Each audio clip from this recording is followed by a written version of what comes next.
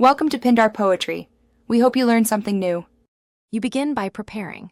Make sure you know the Gmail password and any two-step method, and backup emails you need. Once done, turn off sync for contacts, calendar, and drive so data is safe. Make sure to identify your device type, Android versus iOS, because the removal path differs.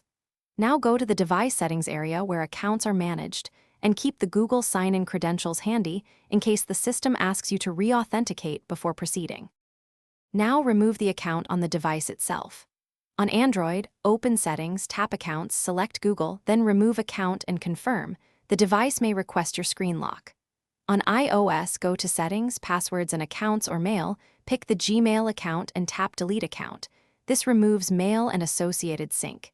If you prefer, open the Gmail app, use the Profile menu, choose Manage Accounts, and remove the account there. Make sure you read any prompts about deleting local data before confirming removal.